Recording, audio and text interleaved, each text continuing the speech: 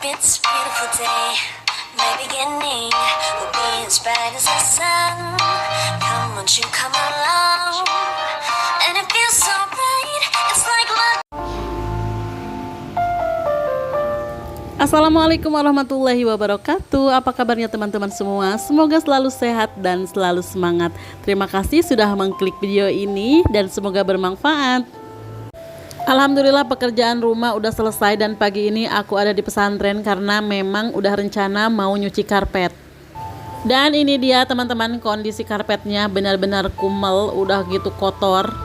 Banyak banget noda-noda, tumpahan-tumpahan. Aku mau membersihkannya menggunakan cara aku yang biasa, menggunakan cara yang sederhana.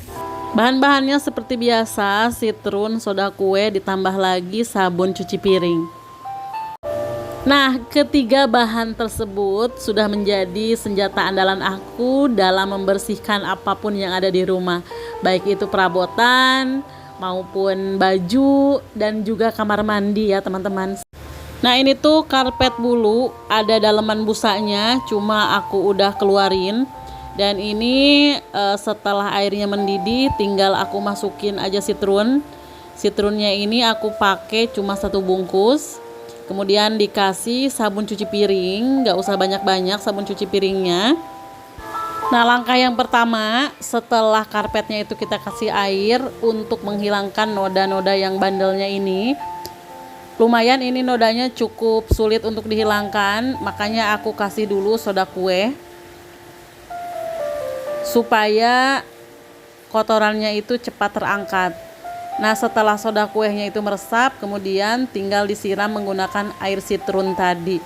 Nah air sitrun ini sebagai pengganti cuka ya teman-teman, karena biasanya pasangan dari soda kue itu cuka. Karena tidak ada cuka, maka aku gunakan sitrun. Ini sitrun juga hampir sama, jadi membuat busa karena memang tadi ada sabunnya juga. Jadi ketika sitrun bertemu dengan soda kue, bakalan ada busanya. Nah kemudian kita sikat-sikat dulu, terutama noda-nodanya supaya hilang. Kalau setelah hilang nodanya, bisa direndam. Jadi jangan langsung direndam. Kalau langsung direndam, nanti kotorannya itu bakal menyebar kemana-mana. Nah ini air rendamannya cukup kotor banget ya teman-teman. Ditambah lagi air di pondok pesantren ini kalau hujan jadi kurang jernih, airnya itu agak sedikit keruh. Makanya aku sedikit khawatir, takutnya nanti karena karpet ini kan warna putih ya teman-teman, takut hasilnya itu malah makin kucel. Walaupun tadi udah direndam, tapi ternyata nodanya itu cukup bandel, makanya aku kasih air panas. Setelah dikasih air panas itu, kemudian dikasih soda kue lagi, supaya nodanya itu cepat hilang. Nah ini bisa kita rendam ya teman-teman. Direndam dengan menggunakan air panas, itu bakalan cepat sekali menghilangkan noda-nodanya. Jadi sekali lagi, karpet ini tuh ada busanya, cuma kecil, busanya itu tipis. Di belakangnya itu ada sleting, jadi bisa dibuka. Kalau misalkan teman-teman punya yang nggak ada sletingnya, nggak bisa dibuka gitu ya, itu cukup susah mencucinya, karena busa-busanya itu bisa lama untuk kering.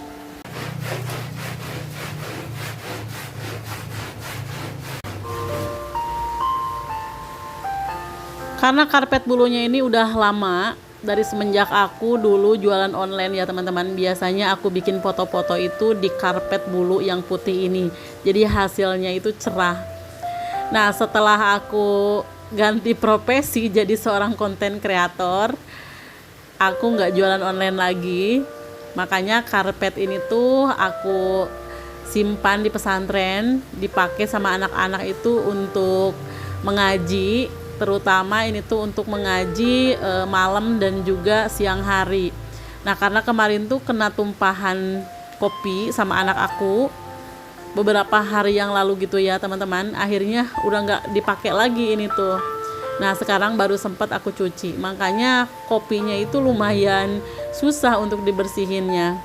Tapi dengan soda kue yang dicampur dengan sitrun itu jadi sedikit demi sedikit bisa hilang ya teman-teman. Oh ya teman-teman, sambil nyuci, gimana kalau misalkan aku cerita tentang pesantren ini. Nah, pesantren ini tuh berawal dari obrolan aku dan suami ketika anak-anak udah berangkat ke pondok pesantren.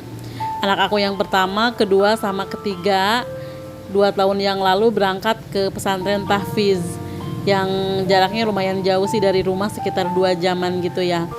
Nah, dari situ aku dan suami itu punya cita-cita kelak nanti kalau misalkan anak-anak udah besar, kita punya pesantren sendiri, punya sekolah, sekolahnya sekolah tahfiz Quran gitu. Anak aku kan ada 6 ya teman-teman semuanya, mudah-mudahan jadi hafiz dan hafizah semuanya. Nah dari situ padahal cita-cita kita itu pengennya nanti gitu setelah anak-anak besar, tapi ternyata Allah memberinya lebih cepat. Nah alhamdulillah waktu itu suami punya usaha sampingan media online gitu ya teman-teman. Alhamdulillah dapatnya lumayan, waktu itu rame, membacanya banyak. Oh ya teman-teman, aku potong dulu sedikit ceritanya. Ini tuh karena airnya keruh di pesantren, makanya aku berpindah ke rumah untuk mengerjakannya. Nah di sini aku sikat-sikat kembali, kemudian aku gunakan air panas di sini dan direndam lagi menggunakan sitrun. Karena tadi tuh ternyata hasilnya ke karpet putih ini malah menjadi dekil. Nah lanjut ke cerita lagi ya teman-teman. Mohon maaf kalau misalkan ceritanya kepotong-potong. Nah karena pada saat itu aku pikir kalau misalkan uang itu pasti cepat habis. Nah aku sama suami itu berencana kita beli aja tanah untuk mewujudkan membangun kedepannya itu membangun pesantren dan juga sekolah. Nah ternyata yang punya tanah itu kita mau beli tanahnya itu 1.500 meter aja. Tapi ternyata yang punya tanah mewakafkan untuk masjid katanya 500 meter. Jadi kita udah punya tanah 2.000 meter yang sekarang dibangun masjid sama rumah ya. Dan alhamdulillah tak lama dari itu ada orang yang menawarkan, katanya ini ada yayasan yang mau membangunkan masjid sama rumah, kemudian sama kelas-kelas juga. Tapi ternyata yang di ACC itu cuma masjid sama rumah imam saja. Dan untuk biaya tambahannya itu swadaya dari masyarakat. Tapi karena di situ tidak ada masyarakatnya, jadi kita bagi 2 aja. Aku dan suami sama yayasan itu ya teman-teman. Nah pada saat itu ternyata perusahaan suami yang media online itu turun ya teman-teman penghasilannya. Dan aku berpikir gimana caranya supaya mendapatkan uang tambahan. Makanya ketika dari dulu juga aku udah punya channel YouTube sebenarnya. Cuma pas saat ketika kepepet itulah teman-teman, aku mulai berpikir bagaimana caranya bisa menghasilkan uang dari YouTube. Nah, aku mulai belajar banyak dari YouTube. Pokoknya 24 jam aku belajar di situ. Bagaimana caranya bikin video. Aku sering nonton video orang detail dari pertama sampai akhir aku pelajari karena aku ini memang cuma lulusan SMA aja gitu teman-teman. Untuk IT memang tidak bisa. Apalagi zaman dulu itu kan tidak terlalu banyak yang namanya IT komputer juga di sekolah itu beberapa gitu teman-teman. Enggak semuanya megang laptop seperti di zaman sekarang ini. Nah karena kepepet itu kita butuh semen, butuh apa gitu untuk membangun pondok. Dan alhamdulillah karena mungkin niatnya itu yang kuat, kemudian niat baik juga, Allah kasih jalan yang begitu mudah. Ketika aku dimonetisasi, setelah itu gajian pertama, gajian keduanya itu tidak terlalu besar, bahkan tidak sempat bisa diambil juga karena cuma 1 juta gitu ya teman-teman. Dan setelah gajian yang ketiga, keempat, kelima itu lumayan banget, melesatnya sampai tinggi. Makanya untuk teman-teman jangan takut bermimpi, apalagi mimpi kita itu yang baik-baik. Insya Allah kalau misalkan punya mimpi yang baik, Allah akan mudahkan segalanya. Aku masih ingat ya teman-teman, ketika aku punya mimpi yang besar untuk membangun pondok itu, aku baru punya beberapa orang subscriber aja. Nah, setelah terus-menerus konsisten setiap hari upload video, pokoknya video kita jangan sembarang video yang diupload, harus benar-benar video yang bermanfaat, terutama untuk orang yang banyak, dan juga video yang benar-benar dicari oleh orang. Nah, setelah monetisasi itulah subscriber kita itu bakalan terus nambah. Bahkan aku sekarang 1 tahun dari monetisasi, alhamdulillah subscribernya itu udah nggak kerasa udah 225.000, dan alhamdulillah penghasilannya pun aku fokuskan untuk pembangunan pondok pesantren itu. Nah, ini dia teman-teman, cerita aku tadi cuma selingan aja. Nah, ini adalah hasil karpet yang sudah aku cuci dengan menggunakan cara sederhana, dengan bahan-bahan sederhana juga, yaitu soda kue, sitrun, sama sabun cuci piring. Ini hasilnya benar-benar bersih karena sekarang cuacanya lagi panas, makanya aku langsung jemur, dan ini sekitar sore hari itu udah kering. Setelah kering, aku mau anterin lagi ke pondok pesantren karena nanti malam biasanya suka dipakai untuk pengajian. Ini untuk duduk Pak Kiainya ya teman-teman. Kalau anak-anak biasanya di karpet yang merah. Nah, ini aku berangkat sama anak bungsu aku, cuma sebentar kesananya juga. Tinggal masangin karpet ini, alhamdulillah udah kelar. Dengan hasil yang sangat memuaskan ya. Kalau misalkan teman-teman punya karpet yang udah dekil kumal, jangan langsung dibuang, bisa dicuci dulu dengan menggunakan bahan-bahan yang tadi, pokoknya dijamin seperti baru lagi.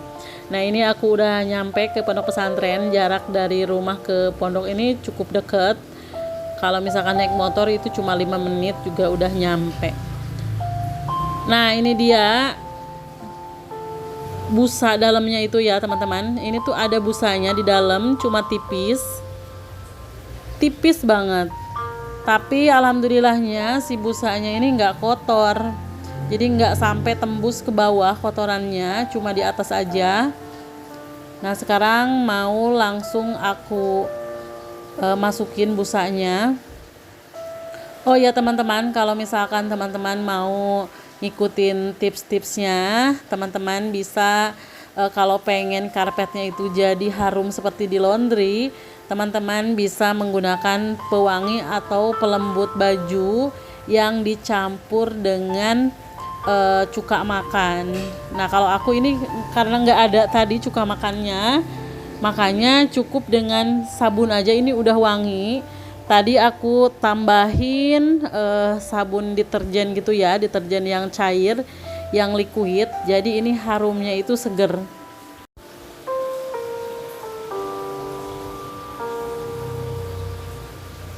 Nah, ini dia hasilnya setelah aku masukin busanya ke dalam. Tinggal dirapih-rapihin bagian bawahnya.